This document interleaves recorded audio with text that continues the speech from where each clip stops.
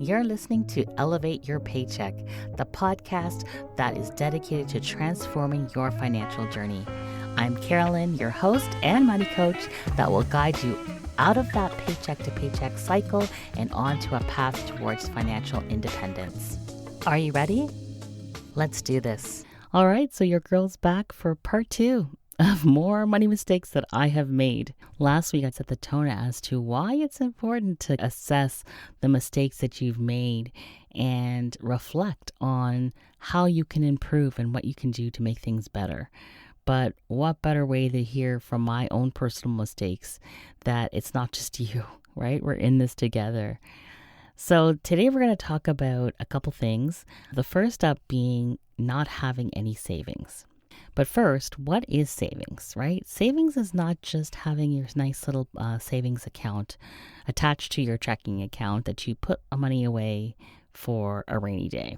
Yes, we do have those kinds of funds, but savings can mean lots of different things. So let's go through what they are first. First, you have short-term savings and long-term savings. So what I mean by that is short-term would be something that is going to happen or upcoming expenses that happen within the next 1 to 2 years. It could be a vacation, it could be home repairs, it could be holiday gifts, whatever. It's going to happen within the short term. Then we have our long-term savings, and these are for goals that are like 3 years or more away, right? So maybe that's buying a house or your child's education or retirement or any type of larger purchase that's going to take a while to save up for that. Those are the two kind of categories. We have retirement. We talked about that, where you're going to stop working eventually, right? It's going to happen. And so are you prepared for maintaining or living your current lifestyle and the money that you're going to have in order to be able to do that? Also, if you have young children, you start thinking about their futures. Do you want to help them with their education? And so saving for those types of big purchases might be something that you want to do as well. And then we have sinking funds. So I talked about this a little bit in the last episode about Christmas savings fund, but sinking funds can be for anything, right? It can be for home renovation. It can be for car maintenance. It can be for anything. So you label it whatever it is you want, and that is the fund for that particular purpose. Now, where you put your money for any one of these things can be different, right? You may want to put your long-term savings into an RRSP so that it can be invested and make more money than if you just put it into a savings account, right? So there's a lot of different vehicles for each one of these types of funds. So I don't want people to get hung up on savings as just your mere savings account. It is so much bigger than that. But having said that, you should have some funds that are accessible quickly, because life happens. You don't know what's going to occur, and you may need access to resources fairly quickly.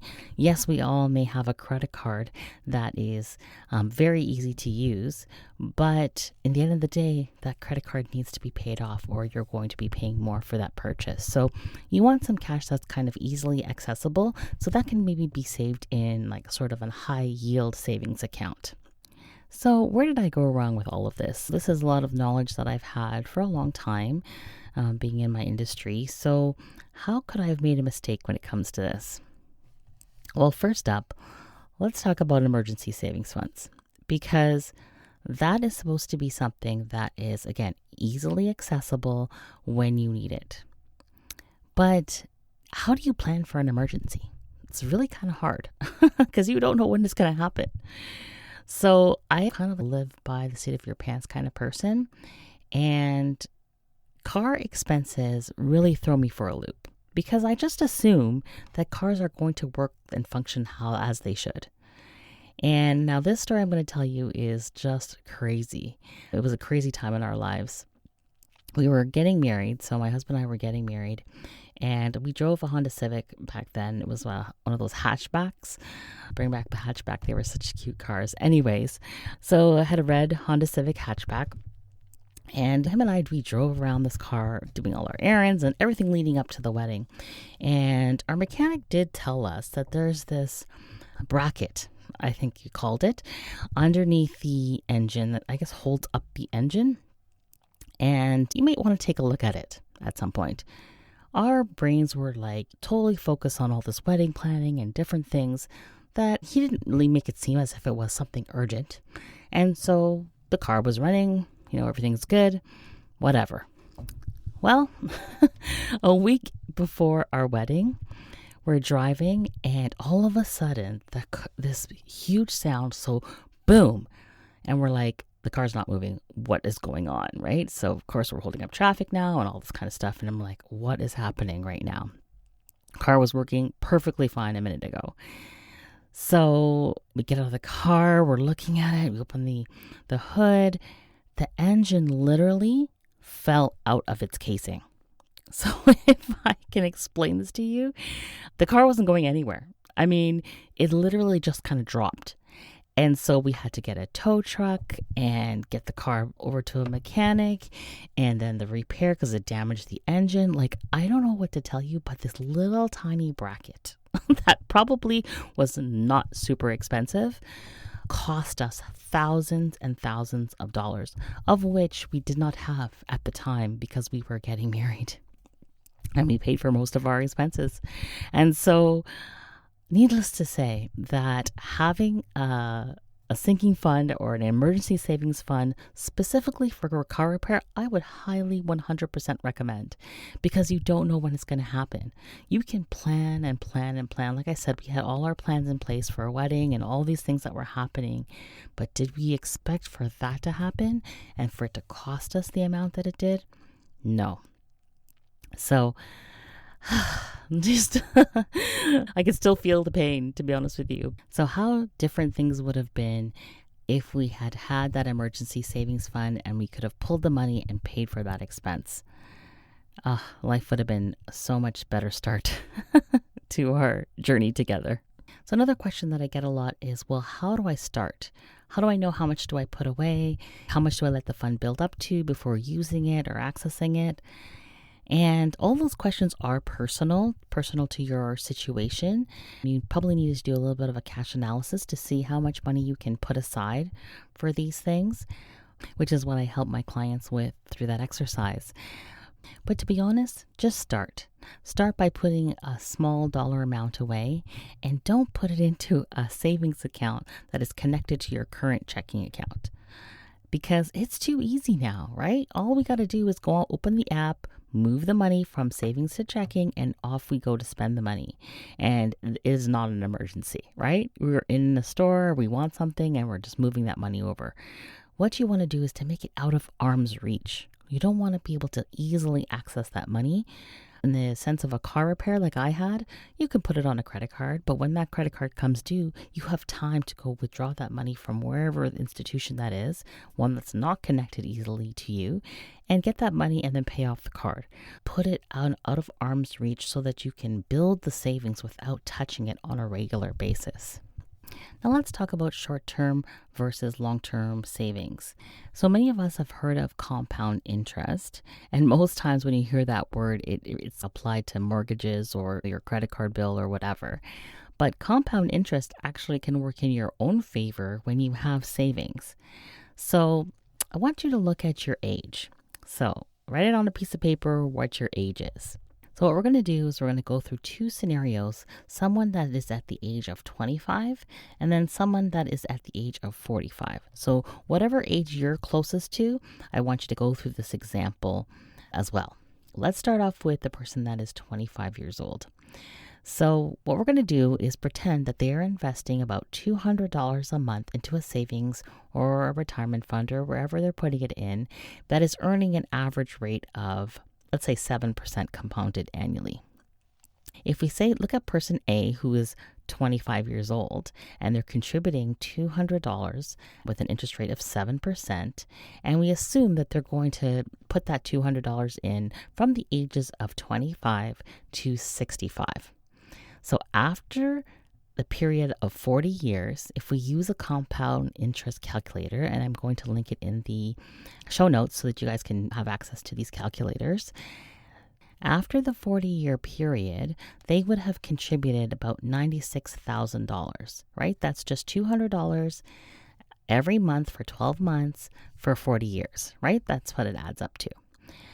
But if you put it in a vehicle that's going to earn some compound interest, then the final balance at the age of 65 is going to be $523,000. Now, what a difference, right? If we can put that $200 away from the age of 25 and just leave it alone, right? Those are what we call maybe our short-term or long-term goals. We leave it for 3 years, or maybe we leave it for even longer if it's a long-term goal.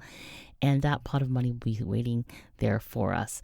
Of course, markets go up and down. I can't control any of those things. But in the end, we are always going to be higher than what we've contributed. So let's look at another scenario, someone who is at the age of 45 years old. And they haven't started doing this, and they're just going to start now.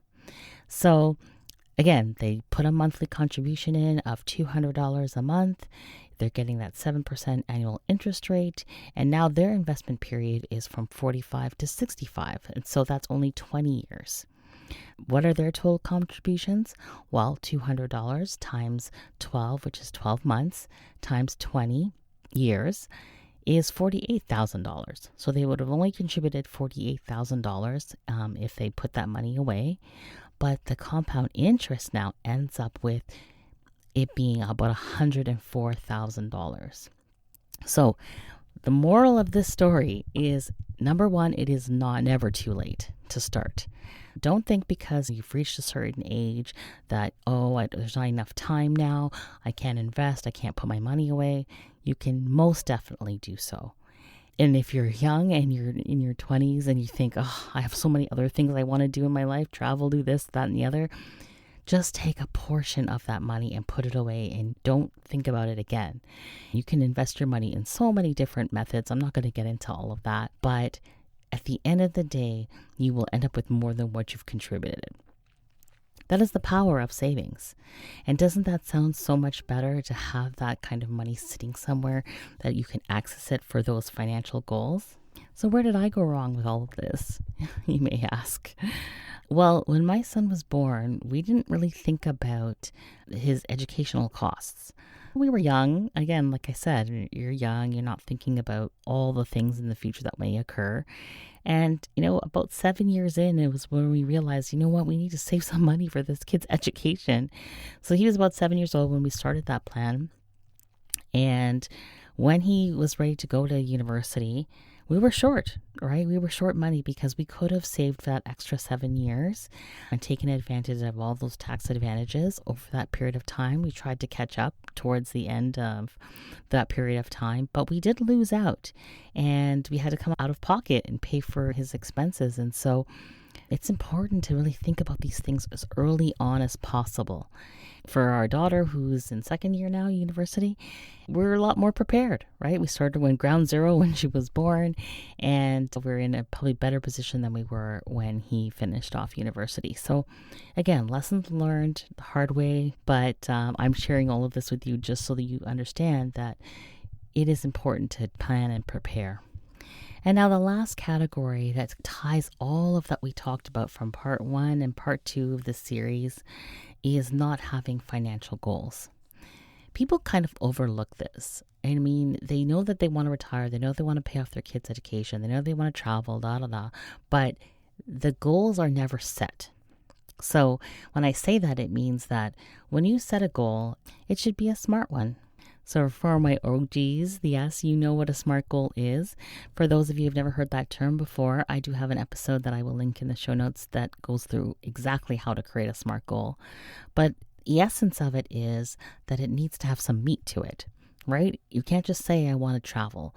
You want to determine where you want to go, how much is it going to cost, how long is it going to take you to save that money, how much are you going to spend, what activities are you going to do. There's so much information that needs to be put into a goal. It's not just a pipe dream. These are things that are going to be real, and you want to be prepared for when they come. And honestly, having financial goals is the fun part, right? It's fun to dream. It's fun to kind of put things down on paper. And when you start to plan and execute the plan, that's when it all comes together. That's when it makes sense. That's what helps you to stop the overspending. That's what prevents you from going into debt. The plan is the key. So if you execute the plan as it should, be prepared for any kind of financial emergencies that come up, you're going to be better off and you're going to be able to reach those financial goals that I know all of you have. So how did I get caught in the trap of not having a financial goal? Well, this is kind of a complicated one, but my husband and I, we wanted to invest in property. And so our very first investment property was a condo, and we purchased the condo, we got a tenant, and everything was great, right? So we purchased the property, tenant was paying the rent, it was covering all of the expenses. And then maybe a year or so in, or 2 years in, we're like, well, now what? Like, what is this investment really doing for us? So we didn't really create the financial goal that I'm talking about, right? To be smart. What was the purpose of us purchasing that investment property? How were we going to realize any capital from that investment? And what was our time frame? Like, we just kind of went in saying, yeah, we want to buy an investment property, but what was really the meat behind that particular financial goal? And so it took some time before we really understood what it was, what we wanted to do, and the plan that we had for ourselves. And had we had done that before we purchased the property, maybe that would have changed where we purchased, what we purchased, how much it cost, the interest rate. Like, so many things could have been chosen differently, I think, if we had the financial goal mapped out exactly as we wanted it to be. So again, lessons learned. Sometimes you learn the hard way and it costs you money, but it's so important to have those financial goals broken down. And it really is the key to breaking free from the paycheck to paycheck cycle, because you know what you want and then you go after it. So let's recap on this 2-part series about the money mistakes that I've made. The first was living beyond your means, right? Thinking about lifestyle creep and your spend, being sure that it falls within the income that you're making and not having it stress you out and create added debt. The second thing we talked about was impulse spending. It really does cause an impact on your daily life and impact your future goals. Not having a budget, that was the next thing, right? Don't be afraid of the term budget. There is one that is customizable to your personality. So don't be afraid and really embrace it, because that is the plan or the strategic path that's going to take you to your financial goals. And then in today's episode, right, we talked about savings and how important savings are, especially for emergencies and for short and long-term goals. And then finally is actually having the solid foundation of your financial goals. Make sure that they are detailed and smart and specific, and that this plan, this goal is going to drive you to save, it's going to drive you to budget, and it's also going to encourage you to stop that impulsive spending. So I hope you guys enjoyed this episode and this series. If you're new to the podcast, welcome. And feel free to share this with someone that you know that may be struggling with the exact same things. My goal is to elevate your paycheck so that when money comes in, you know exactly what to do with it and exactly the way to reach your financial goals. So share this with a friend, and I will see you next week for more fun ways to talk about our money. Take care, guys. Thanks for listening to the Elevate Your Paycheck podcast. If you love this episode and need deeper support, head to thefinancialmoment.com to see how we can support you no matter where you are at today. We help our clients organize their finances, create savings, eliminate debt, and create a roadmap to their financial goals, which makes them more in control than they ever dreamed possible. So head to thefinancialmoment.com and make this the next step in your financial journey.